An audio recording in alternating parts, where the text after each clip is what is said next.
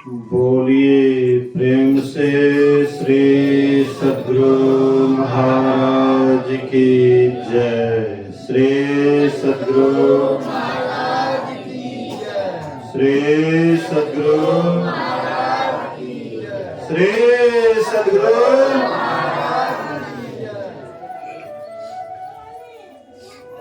कल सुन लिया पूरा भरल है। आए देखे छी कुछ खालिए छै।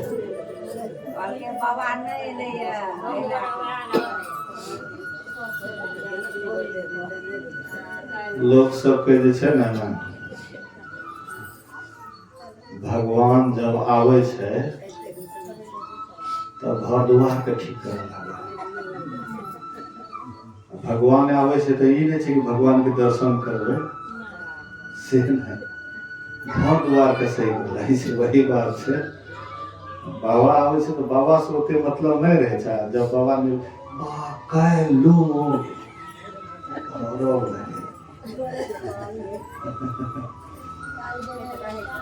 बोलिए श्री सद्गुरु। हम आप वर्तमान में नहीं जीते हैं, भूत भविष्य में जीते हैं।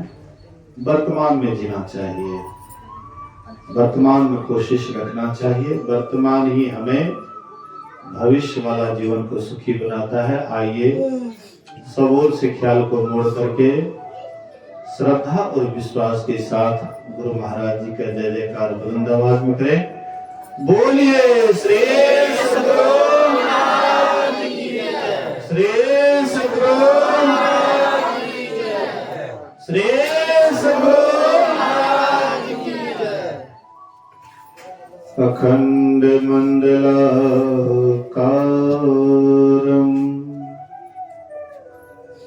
व्याप्तं येन चराचरं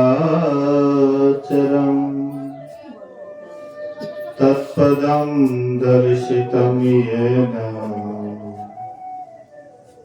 तस्मै श्री गुरुवे नमः।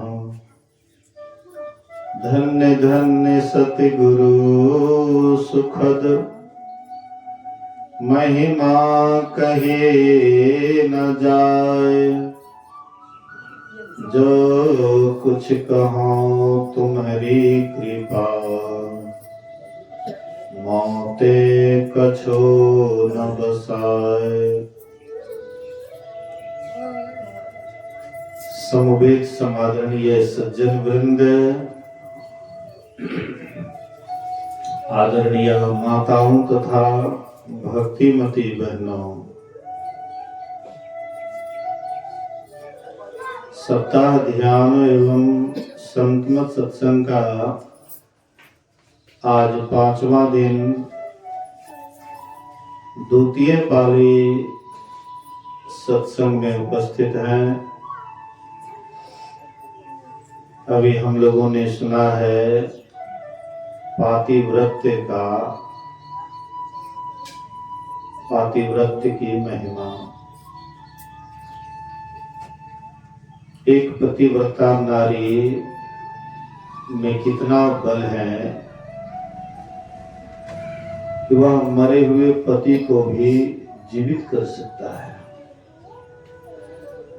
एक पतिव्रता नारी में इतनी शक्ति है कि ब्रह्मा विष्णु महेश को भी 6 महीने का बालक बना सकता है। एक पतिव्रता नारी में इतनी शक्ति है कि कोढ़ी पति को भी स्वस्थ बना सकता है। ये पातिव्रत्य की महिमा है।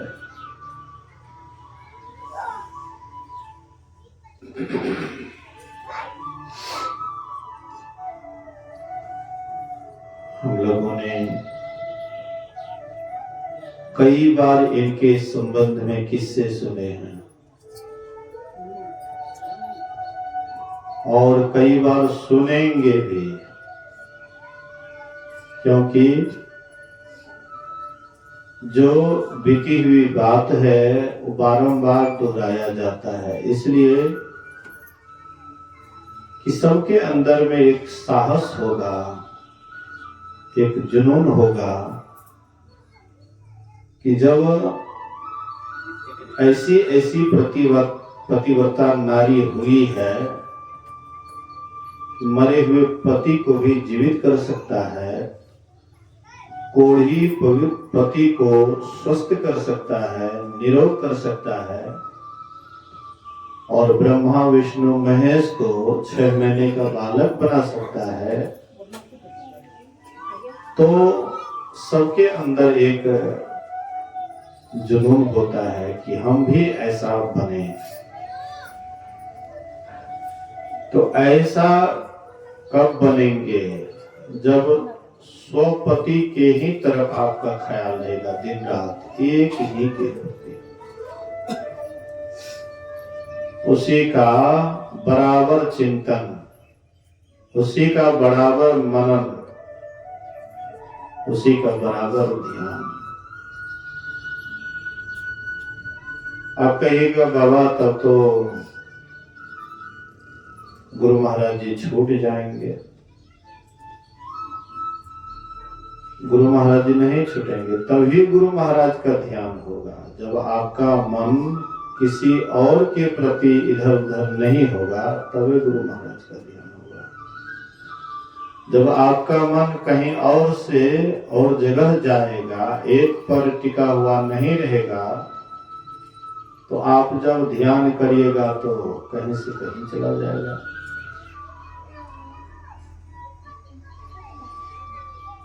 द्रौपदी को भी लोग पतिव्रता नारी कहते हैं। द्रौपदी को भी लोग पतिव्रता नारी कहते हैं, लेकिन द्रौपदी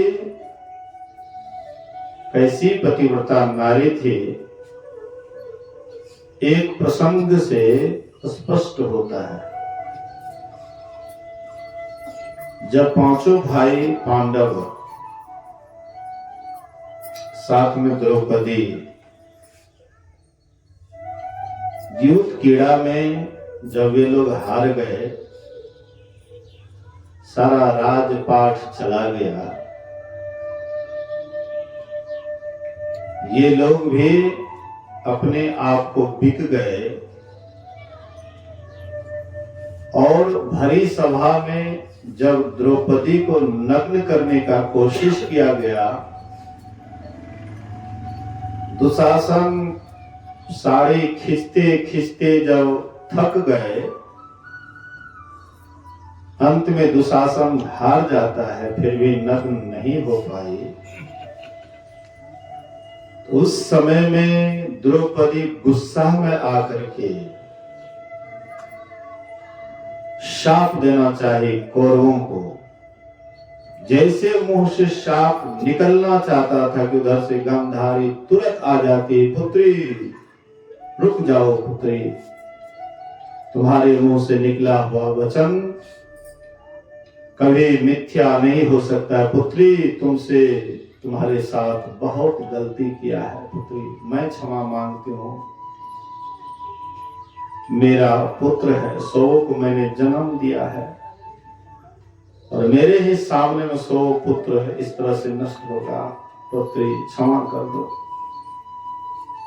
भरी सभा में वह गांधारी कहती है कि मैं भी यहाँ पर एक नारी, मैं भी हूं, ले तू अपने माँ का साड़ी खींच, नग्न कर। दुर्योधन दुशासन लज्जित हो जाता है, कहती माँ तू चले जा यहां से। बोले कि क्यों? अरे नारी तो वो है, द्रौपदी भी नारी है, मैं भी नारी हूं, तो मुझे भी नग्न करो। और कहते महाराज आप आंख पर पट्टी बांधे हैं, लेकिन आप अपने मन के ऊपर भी पट्टी बांधिए। आप जानते हैं पतिव्रता नारी का शाप क्या होता है? क्या आप बच जाएंगे? आपका बेटा बच जाएगा? आप क्या सोच रहे हैं? कम से कम आपको तो इस पर निगरानी रखना चाहिए। आपकी पुत्र वधू है, आपके सामने में इस तरह से नग्न कर रहे हैं, आप चुपचाप देख रहे हैं, आंख नहीं है लेकिन मन का आंख तो है। आप ये तो जान रहे हैं कि इसको इस तरह से कर रहा है, लेकिन फिर भी आप चुप हैं। धृतराष्ट्र आता है और धृतराष्ट्र कहते हैं, बेटी गलती हो गया, क्षमा कर दो और मांगो बेटी तुम क्या मांगती है। आज तुम जो मांगोगी बेटी, मैं तुम्हें सब कुछ देने के लिए तैयार हूं। बेटी मांगो, लेकिन श्राप मत दो। मांगो बेटी, तुम क्या चाहती है। द्रौपदी कहती है कि आप पांचों भाई जो मेरे पति हैं और मुझे दासत्व से मुक्त कर दीजिए। बोली ठीक है पुत्री, मैंने इसे यह दिया और मांगो। बोले कि और कुछ नहीं, राज्य मांगो, जो मांगोगी दे देंगे। बोले कि और कुछ नहीं, केवल दासत्व से मुक्त कर दिया जाए।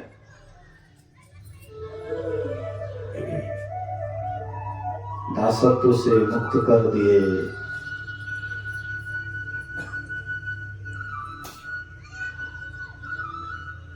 लेकिन शर्त क्या था, जो जुए में हारेंगे वह 14 वर्ष के लिए वनवास और 1 वर्ष के लिए अज्ञातवास।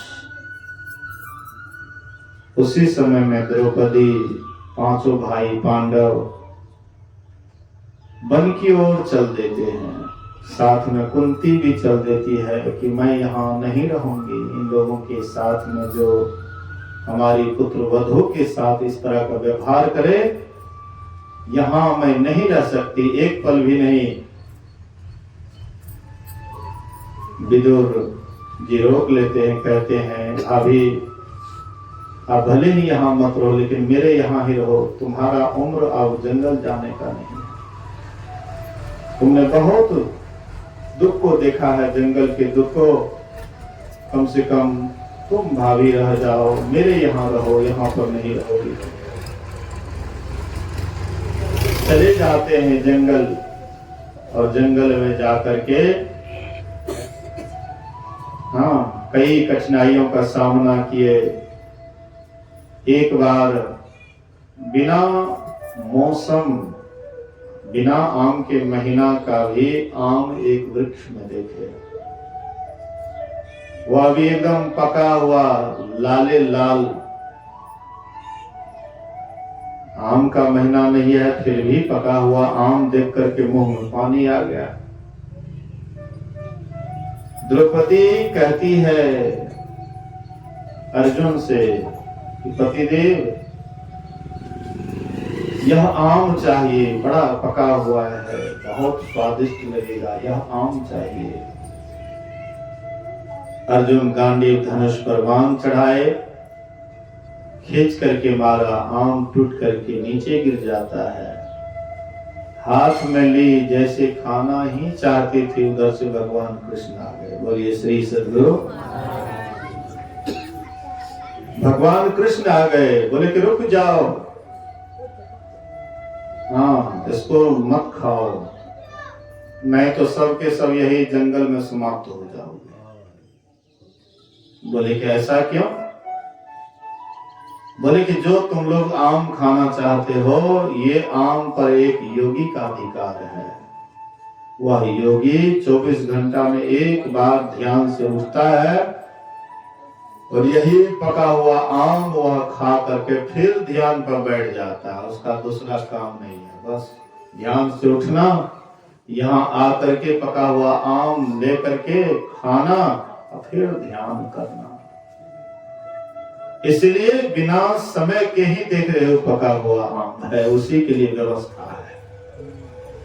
परमात्मा भक्त के लिए क्या नहीं करते हैं, कुछ भी कर सकते हैं। जो भक्त परमात्मा के लिए सब कुछ न्यौछावर कर सकते हैं, परमात्मा भी उनके लिए सब कुछ न्यौछावर कर देते हैं। जो चाहिए उनके अंदर में वही व्यवस्था कर देते हैं। जो इच्छा आपकी होगी परमात्मा हर हमेशा आपके लिए हाजिर रखेंगे। ये परमात्मा और भक्तों के बीच का, परमात्मा अपने भक्त को कभी दुखी नहीं देखना चाहते, हर हमेशा खुश और प्रसन्न देखना चाहते, क्योंकि ये मेरी भक्ति में दिन रात लवलीन रहता है, इसको कोई दिक्कत होगा तो ये ध्यान करने में दिक्कत होगा, इसलिए इनकी व्यवस्था बिना समय के ही पका हुआ आम मिलता था, खा करके तृप्त हो जाते थे, आप चले जाते थे ध्यान करने। बोले कि मत खाओ, तो फिर क्या होगा?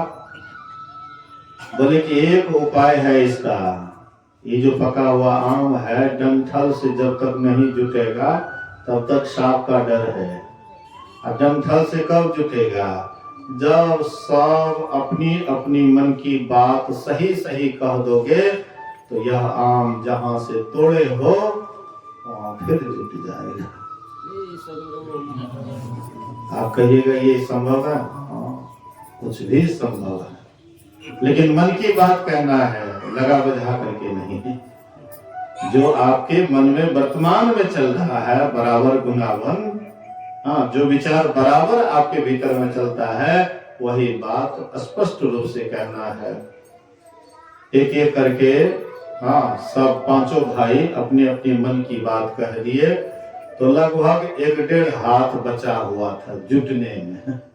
द्रौपदी बोली, लेकिन कुछ बात को जो भीतर में खूब मतलब चल रहा था उसको छिपा लिया, कुछ बोल दी, लेकिन आम नहीं जुटा। बोले कि ये द्रौपदी के कारण सब भाई मारे जाओगे, इसलिए भीम से बोले कि जाओ इसको एकांत में लेकर के जाओ, इसको मृत्यु दंड देने की धमकी दो, तब ये मन की बात बोलेंगे, ऐसे नहीं बोलेंगे। तो भीम ले गए एकांत में, बोले कि द्रौपदी तुम अपनी मन की बात कहती हो, ये देती हो गदा, इसी से सिरे फोड़ देंगे, सही सही बोलो, नहीं तो यही गदा से तुम्हारा सिर फोड़ देंगे। जब डराए धमकाए, तब द्रौपदी मन की बात कही। द्रौपदी कहती है कि आप पांचों भाई मेरे पति तो है ही, पांचों 5 चीज में आगे है। कोई धर्मात्मा है तो कोई बलशाली है, कोई तेजस्वी है, कोई पंडित है तो कोई रूपवान है, सब में सब गुण है। लेकिन ये सब गुण एक जगह हमने कर्ण को के अंदर में देखा। कर्ण धर्मात्मा भी है, कर्ण महादानी भी है, तेजस्वी भी है, बलवान भी है, सब चीज में आगे। इसलिए मेरे मन में हुआ था कि काश अगर कर्ण भी हमारे पति होते तो सब गुण इकट्ठे मिल जाते।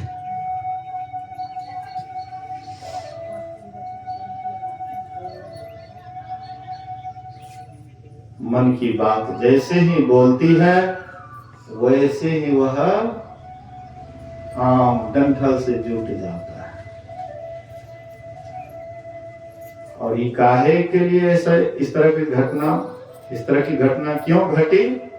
भगवान कृष्ण उनके भीतर का जो कमी था वो निकालना चाहते थे।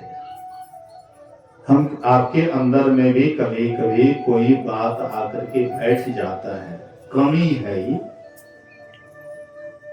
तो संत सदगुरु संत भगवंत कोई ना कोई उपाय लगाते हैं कि इनका ये अवगुण कैसे दूर हो जाए। अवगुण को दूर करने के लिए भगवान कभी कभी भक्तों से शाप भी ले लेते हैं।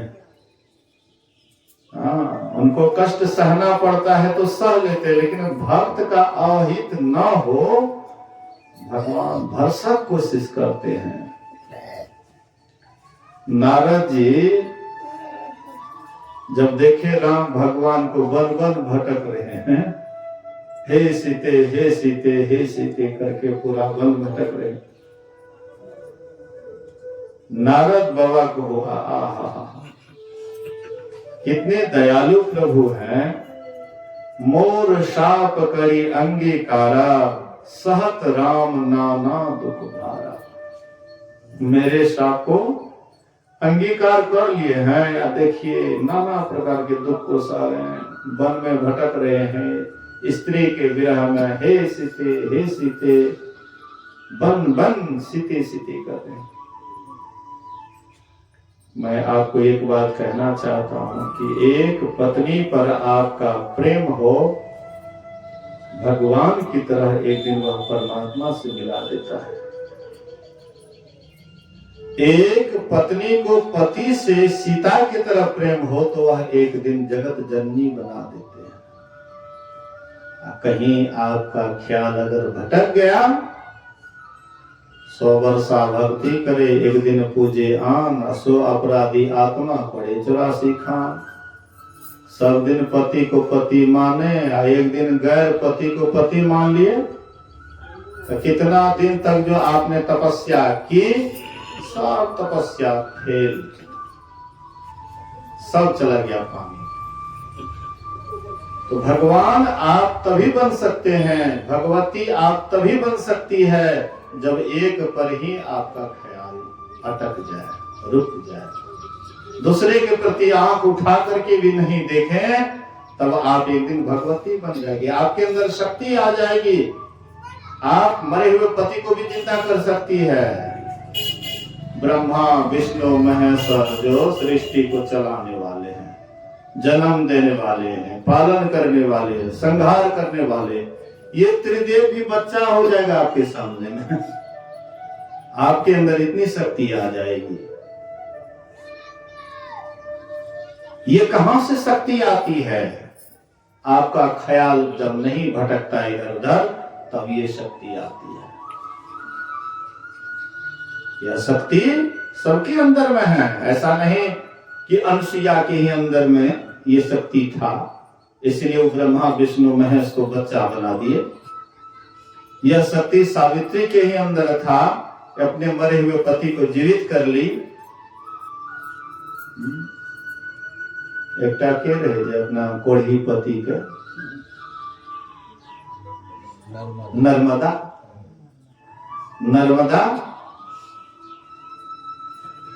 नर्मदा कैसी थी देखिए। भारतीय नारी एक को स्वीकार करती है तो दूसरे की तरफ आंख उठा कर भी नहीं देखती है, सदा से यह। नर्मदा एक बार रास्ते से जा रही थी, रास्ते से जा रही थी सखी सहेलियों के साथ। संजोग से एक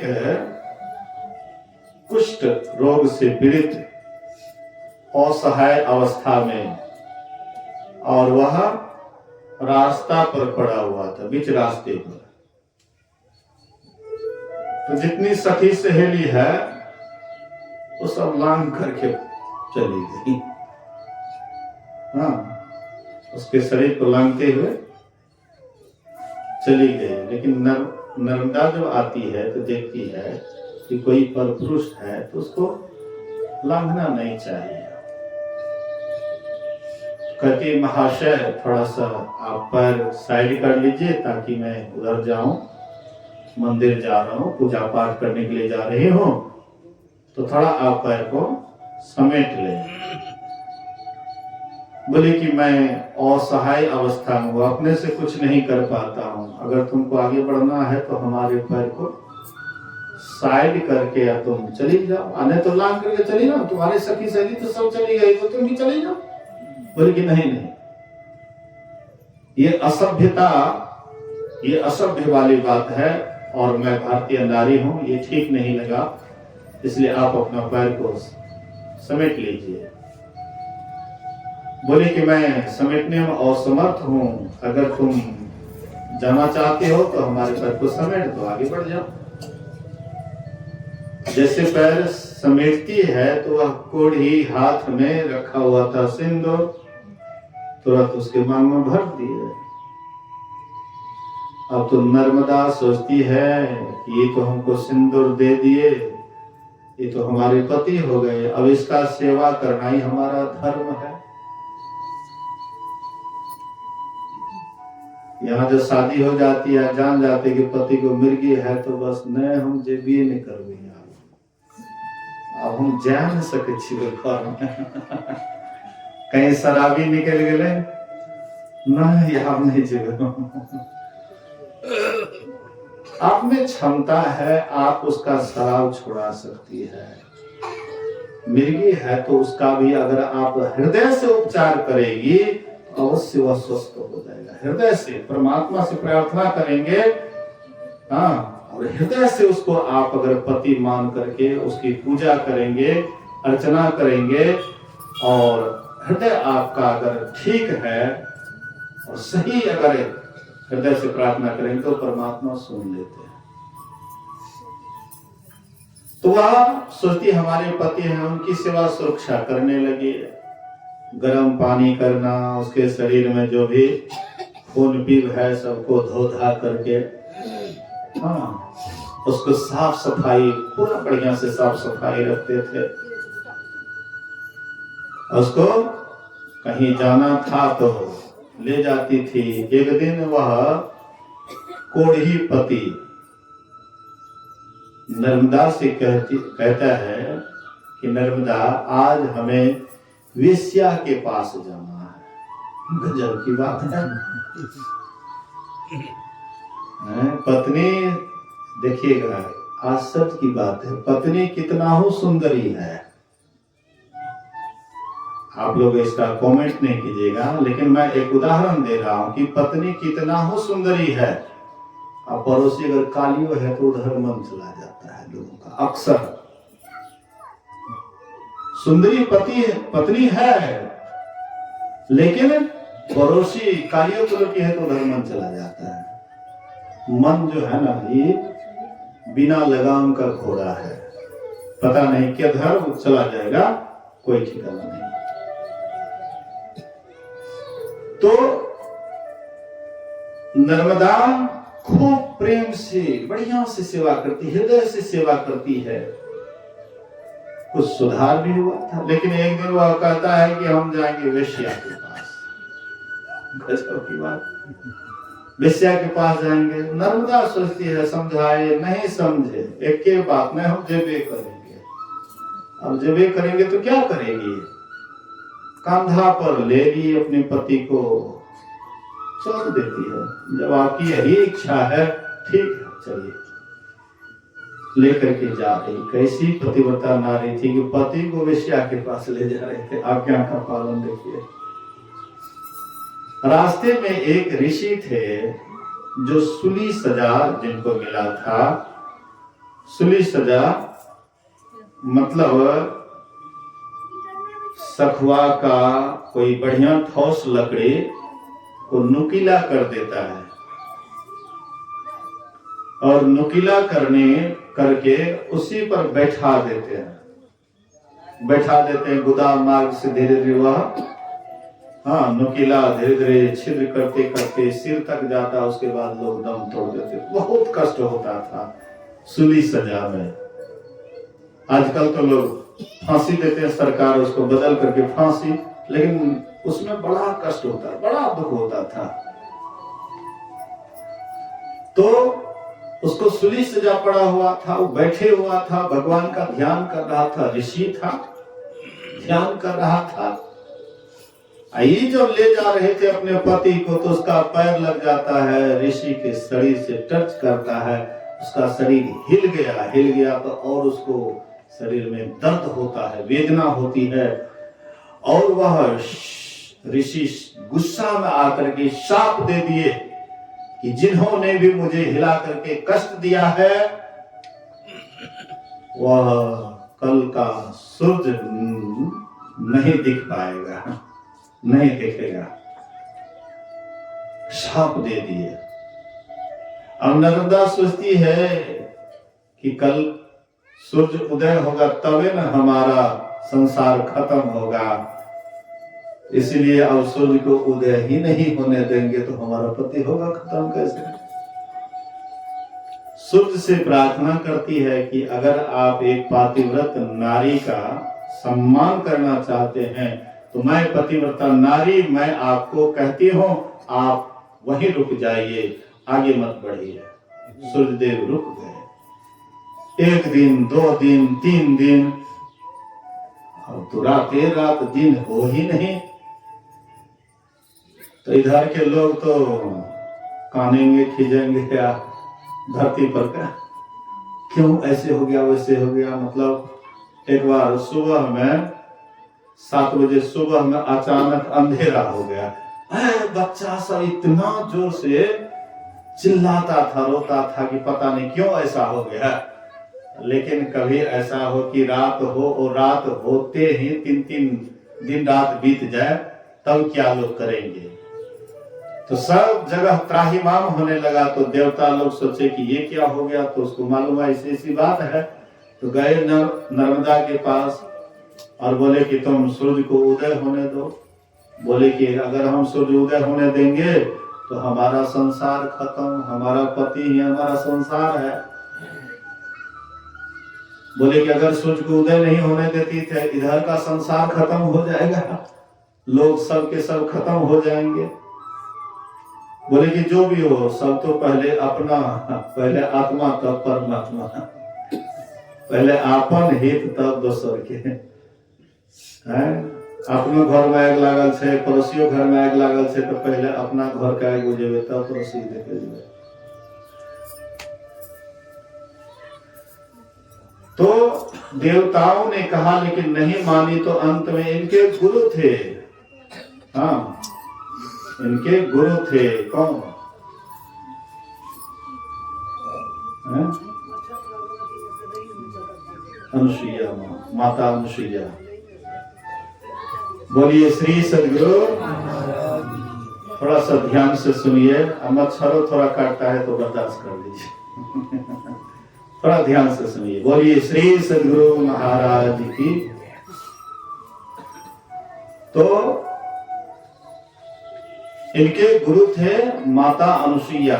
माता अनुसुईया के पास गए सब देवता और उनसे प्रार्थना करते हैं कि माँ ऐसी ऐसी बात है, तुम्हारी शिष्या है, देखो सूर्य को रोक दिया है और कहीं सूर्य उदय नहीं होगा तो सृष्टि खत्म हो जाएगा। तो अनुसुईया स्वयं आती है और कहती बेटी क्यों तुम सूर्य को रोकी हुई है, इससे तो संसार में महाप्रलय होने वाला है, संसार ही खत्म हो जाएगा। बोले कि माँ अगर मैं सूर्य को उदय होने देती हूँ तो मेरा ही संसार खत्म हो जाएगा। बोले कि बेटी चिंता मत करो, मैं हूं ना, चिंता मत करो, तुम सूर्य को उदय होने दो। नर्मदा प्रार्थना करती, हे सूर्य देव आपने एक पतिव्रता नारी की लाज रखी है, हाँ अब मैं अपने वचन से आपको मुक्त करती हूँ, आप उदय हो जाइए। जैसे अपने वचन से मुक्त करती है सूर्य उदय हो जाता है और उसका कोढ़ी पति वह मर जाता है। जैसे मरता है तो ये रोने लग जाती है, नर्मदा रोने लग जाती है। माता अनुसुईया कहती बेटी काहे रो रही है। तो कहते माँ नहीं देखते हैं मेरा संसार खत्म हो गया। बोले कि चिंता मत करो, मैं हूं। फिर वह अपने पातिव्रत के प्रभाव से उनके पति को जीवित कर दिया। जीवित ही नहीं किए बल्कि उसका कोढ़ी शरीर जो था उसको भी बिल्कुल स्वस्थ कर दिए। एकदम सुंदर सोना जैसे शरीर हो गया, सुंदर शरीर हो गया, निरोग शरीर हो गया, कंचन शरीर हो गया। देख करके नर्मदा बहुत खुश होती है, बहुत प्रसन्न होती है, माता अनुसुईया के चरण में गिरती है। देखिए एक पतिव्रता नारी के अंदर कितना प्रभाव होता है कि देवी देवता भी उनके सामने झुक जाते हैं। ऐसी होती है पतिव्रता नारी। तो ऐसी कब होती है जब उसका ख्याल किसी और के तरफ नहीं जाता है। मन, वचन, कर्म, 3 तरह से पति के ही तरफ उसका ध्यान लगा रहता है। मन से भी जब सोचती है अपने पति के बारे में सोचती है, वचन से भी बोलती है तो अपने पति की ही बात बोलती है, कर्म से जो भी करती है पति के द्वारा ही, मतलब इस तरह से जो भी नारी होगी, अभी वर्तमान में भी जो नारी होगी अपने पति के प्रति ही जिनका ख्याल रहेगा, तो उनके अंदर में अपार शक्ति होती है। अपार शक्ति मतलब वह कुछ भी कर सकती है, लेकिन जो संयमित होती है वे कहीं वह शक्ति को और जगह नहीं लेकर के वो क्या करती है, तो सत्संग ध्यान में अपना समय, अपना शक्ति लगा देती है। जो सत्संग ध्यान में समय लगा देती है, अंतर साधना में शक्ति लगा देती है, उनके ही अंदर में ज्योति जगी जावे, अति सुख पावे शब्द सहारे का। उनके अंदर में ज्योति जग जाता है, वही शक्ति ज्योति जगाता है। जो शक्ति संसार में बिखरता है, विषय में बिखरता है, वही शक्ति जब केंद्र में केंद्रित होता है, केंद्र में केंद्रित होती है, तो वही प्रकाश का रूप लेता है और वही शब्द का रूप लेता है और वही शब्द साधना करके साधक साध्वी परमात्मा के पास पहुंच जाते हैं। इसलिए महापुरुषों ने कहा, संतों ने कहा, कहीं जाने की आवश्यकता नहीं है। अगर आपको साधना में तरक्की करना है, साधना में आगे बढ़ना है, एक पति पर ही विचार कीजिए, दूसरे के संबंध में नहीं। तो नारी एक पतिव्रता हो तो पुरुष को कैसा होना चाहिए, अनेक स्त्रियों की तरफ ख्याल करे, तो क्या वह पुरुष साधना में आगे बढ़ पाएगा? कभी भी नहीं। विषय का लेश मात्र में उनके अंदर अगर किसी और के प्रति रहेगा, वे साधना में आगे नहीं बढ़ पाएगा। साधना में आगे बढ़ना है तो पुरुष को भी श्री राम की तरह एक पत्नी व्रत धारण करना पड़ेगा। भगवान श्री राम राजा थे, चक्रवर्ती राजा। कभी ऐसा भी समय आया भगवान श्री राम को कि मजबूरी आ गया कि शादी अब करना पड़ेगा, नहीं तो यज्ञ ठान लिए थे, अब बिना पत्नी का यज्ञ पूरा नहीं होगा, पत्नी चाहिए। और जो संकल्प ले लिए उसको भी तोड़ नहीं सकते हैं, पत्नी नहीं रहेगी तो यज्ञ भी पूरा नहीं होगा। ठान लिया, अब क्या करेंगे? पूरे प्रजा में चर्चा होने लगी कि अब तो श्री राम दूसरी शादी करना ही पड़ेगा उनको, नहीं तो काम नहीं बनेगा। सगरे चर्चा होने लगे, लेकिन वे मन में संकल्प लिए थे कि एक पत्नी को छोड़ करके कभी किसी की तरफ नहीं आंख उठा करके देखूंगा। श्री राम भगवान संकल्प शुरू में ले लिए थे। तो भगवान श्री राम जब यज्ञ का समय आया तो भगवान श्री राम कहते हैं अब क्या होगा? गुरुदेव से पूछते हैं कि गुरुदेव कैसे होगा? बोले कि यज्ञ का संकल्प ले, या तो सीता को बुला लाओ वनवास से अथवा दूसरी शादी करो। राजा महाराजा थे, पहले के राजा महाराजा अनेक शादी करते थे। जैसे महाराज दशरथ को देख लीजिए, 3 रानियां थी। इस तरह से कई राजा कई शादी करते थे। हाँ, तो भगवान श्री राम से भी कहते हैं कि या तो सीता को बुलाओ या नहीं तो दूसरी शादी कर लो। भगवान श्री राम कहते हैं कोई मध्य वाला मार्ग निकालिए ना, कोई पिछला रास्ता निकालिए जिससे कि शादी भी न करना पड़े और सीता जी का भी जो वचन दिए वो भी पूरा हो जाए। कोई मध्य का रास्ता निकालिए। तो वशिष्ठ जी कहते एक उपाय है। बोले क्या है? बोले कि एक उपाय है कि तुम्हारी जो पत्नी है उसका मूर्ति, अगर कोई ब्राह्मण है तो वह तांबा का पत्नी या उनकी मूर्ति, कोई राजा महाराजा है तो सोने की, कोई वैश्य है तो चांदी की, और कोई शूद्र है तो लोहे की। मतलब जिनके पास जैसी पूंजी है। तो भगवान श्री राम क्या किए? मतलब सोने की सीता बनाए लेकिन दूसरी शादी नहीं की। ये है एक पत्नी व्रत धारण करने का नमूना। कोई आदमी कहेगा भगवान कृष्ण के तरह 16,108 है भगवान कृष्ण की तरह, तो भगवान कृष्ण का अगर आप देखा देखी करिएगा तो बचपने में जो है राक्षस को, कितना राक्षस को मार दिए, जब चल भी नहीं रहे थे तब आप कितना को मारे हैं? कितने का संहार किए। समर्थ को नहीं दोष गोसाई, समर्थवान को कोई दोष नहीं होता। एक बार नारद जी सोचे कि देखते हैं भगवान कृष्ण कहाँ है। तो नारद जी जिस जहां भी जाते थे तो सब में देखते थे कृष्ण। जिस रानी के पास गए घूमने के लिए सबके पास देखे कृष्ण। आपके पास क्षमता है, हमारे पास क्षमता है नहीं, उनके पास क्षमता था, वे कुछ भी कर सकते थे।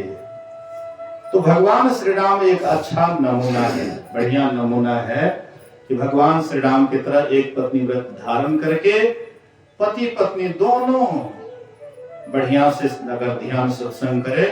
कबीर साहब कहते हैं, कहे कबीर निज रहनी संहारी, सदा आनंद रहे नर नारी। वह नर और नारी सदा आनंद में रहेगा जो अपने रहनी गहनी को संभाल लेगा। अर्थात पति पत्नी पर भरोसा करे और पत्नी पति पर भरोसा करे, एक दूसरे पर विश्वास करे, और किसी से कोई गलती हो जाए तो फिर एक दूसरे से गलती भी मान लेने में कोई बुराई नहीं है। दोनों एक ही है, शरीर देखने में दो लेकिन दोनों एक ही है। दोनों का विचार एक होना चाहिए, आपस में मेल रखना चाहिए। और संत सदगुरु से युक्ति जान करके दोनों पति पत्नी अगर ध्यान करेंगे, साधना करेंगे, इहलोक और परलोक दोनों जीवन आपका सुखमय और शांतिमय बीतेगा। इसी वचन के साथ बोलिए प्रेम से श्री सदगुरु महाराज की जय।